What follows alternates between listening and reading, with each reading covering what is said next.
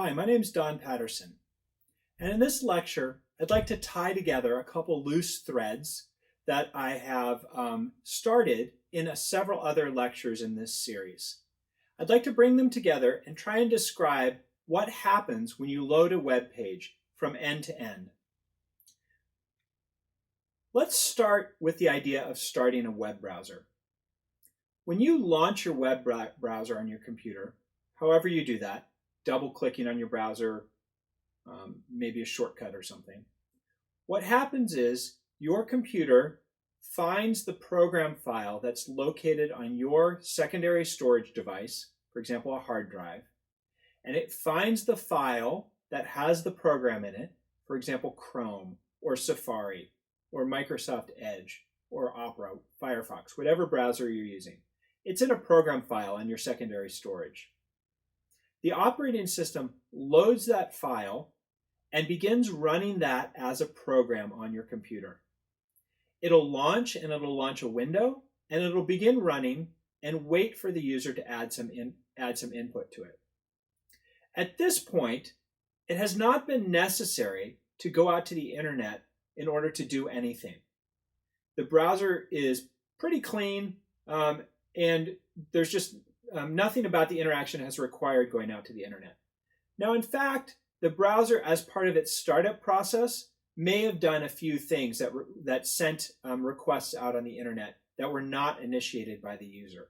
For example, it may have gone out and checked with the authors of the software to see if a new version of the software was available.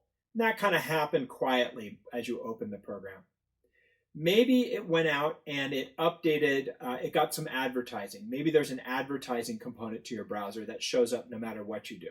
So it might have gone out and got some advertising. It might have gone out and gotten some security updates. It might have found some additional information about sites that are good or sites that are bad. If you have extensions in your browser, like this screenshot shows, those extensions might have gone out and done similar things, done updates, checked various websites, but none of that is initiated by the user. Once the user is ready to go to a website, they're probably going to type something into the URL bar at the top. They're either going to type in a well-formed URL or they're going to type in some messed up partial URL. And the first thing that happens is the browser looks at what the user has typed in and tries to determine whether it's a well-formed URL or IRI if it's internationalized. Or, in most browsers now, you enter search terms in the same place. And depending on what the browser determines you're doing, if it's a search term, it's going to send it to a search engine. But let's assume that the user has typed in a well-formed IRI or URL. For example, in this case, http://www.djp3.net. You hit enter, and the browser understands that you would like to get the content associated with that web page. The browser now has to do some work in order to go out and get that content for you. And the first thing that it has to do is it has to understand what is the IP address associated with that domain name that you just typed in. Although you as a user might know that djp3.net is my homepage, the computer doesn't have enough information to be able to find that homepage right now. It needs to be able to translate that into an IP address using the domain name resolution system, domain name service. So the way that works is the browser looks at that domain and asks itself, I guess, whether it has recently seen that translation. If it has recently seen what IP address is associated with that domain. If it hasn't, then it's going to ask the operating system. And so the browser recognizes that it hasn't recently seen that translation. And so it asks the operating system, hey, operating system, has any other program on this computer besides myself recently tried to translate this domain name? And the operating system is going to do two things. First, it's going to check in its hosts file, a file that's on the local secondary drive, secondary storage, that has permanent manual translations of domain names to IP addresses. Typically, computers don't have anything there. And so instead, the operating system is going to keep track of its own translations. it's going to keep track of all of the translations from programs across that local computer. And if any local program has asked for that translation recently, it'll return with the IP address. But if it's been a while, or it's the first time this particular domain has been asked for, and the operating system doesn't have a translation, it will ask the internet service provider what the translation is. This means that this request for translation is now leaving the computer and going to maybe your university, maybe your employer, maybe if you're at home, your internet service provider, who has a cached set of translations that come not just from requests from a single browser, not just requests from a single computer, but is aggregating all the translations from all of the computers that are using this particular ISP or this particular part of the ISP. If the ISP doesn't know anything, and notice that at each level, more and more translations are being aggregated. So if the ISP hasn't seen a translation recently from djp3.net, most likely what it's going to do is it's going to invoke the global authority. It's going to say, hey, what is the official translation that is maintained by the global DNS system? In previous lectures, I've gone through what the process of looking up an address like this is. And it entails looking at 13 high-level domain name registrars that are run by international organization that will tell you where to look for .net addresses. And then another set will tell you where to look for DJP3 addresses. And then another set run by my hosting company will tell me where to find DJP3, www.djp3.net. In any event, if none of the caches below it know it, the global authority knows how to get the official canonical translation that I've registered with my host provider. In my case, that's 104, 196, 197, 190. This is an IPv4 address, not an IPv6 address. When the global authority returns this particular number, it gets passed back down the way it came. And each time it goes through another level, all of the entities along the way are going to remember that translation so that they can quickly serve it up to other constituents that are under its jurisdiction. So the internet service provider will remember it for any other customers that are using that particular ISP connection. And then it will pass it to the operating system, and the operating system will remember it for future requests by any program on the computer. And then the browser will remember it for any near future requests from the same browser. Now the browser has the IP address. It's done the domain name lookup, and it wants to actually get the document in order to display it for the user. And so now we have to go out and make some more requests to the internet. But now we have an IP address. And this IP address is sufficient for being able to get to the web server that's hosting the content. So now the browser issues a request using this IP address and attaches along with it the address that's being asked for. Now in this case, we're using a particular protocol called HTTPS. There could be other protocols that you're potentially using, but in most of them, it's going to entail using a series of collaborating computers in order to get your request to the destination. That request is going to go to your immediate ISP, and then the ISP will pass it on to various computers, a whole range of computers, as a matter of fact, until it gets to the web server. A good question would be, how do these intermediate web servers, or these intermediate nodes, how to know how to route this particular request?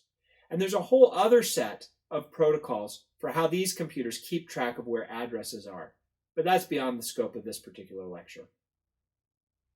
Eventually, the web server is going to see that it has a request for some content, in this case, www.djp3.net.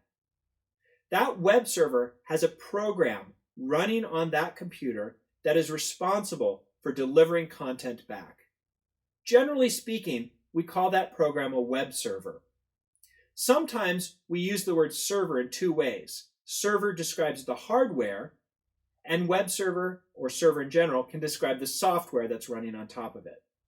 The reason why we conflate those two terms is often because people buy a computer just to run a web server. So they buy a server in order to run the server. But those two things, now that we have cloud computing, can actually be separated out from one another. So the program, which is a server, is running on this computer. and is waiting for requests to come in. And when the request comes in, it has a bunch of rules for how it's going to respond.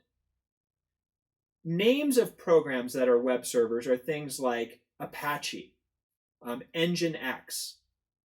Microsoft has a few web servers as well. You can write very simple web servers that you can do just very easily from the command line using PHP or using Python. Whatever it is, there's some way to deliver an answer to this request. And that answer has to be in the form of HTML for the browser to be able to understand it. Now, where does that HTML actually come from? The HTML could be just a file that's sitting on the secondary storage of the web server, on the hard drive of the web server.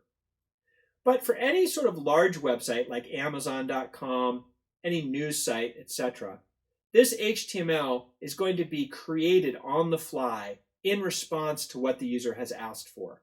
So if this was Amazon, maybe it would grab some recommended products. It would look to see what you've recently browsed. It would maybe place an ad all together in an HTML page. It will wrap it up into one document and it will send it back. It'll send it back in the same mechanism that it was asked for, but it won't necessarily follow the same route back. Most of the time it does, but not necessarily. Regardless, the browser eventually receives this HTML document back. And it looks at it, and it looks at the structure of the document. And internally, it creates a data structure which is tree-like and represents the tree-like structure of the HTML. That data structure is called the document object model. At this point, there is enough information that the browser can draw or render a very simple representation of the HTML page that was delivered back. But most of the time, it's not complete yet because that HTML document is going to reference a lot of other resources on the internet as well. For example, it may reference an image. It may reference a font. It may reference some JavaScript, which are all located in separate files, not in this HTML file.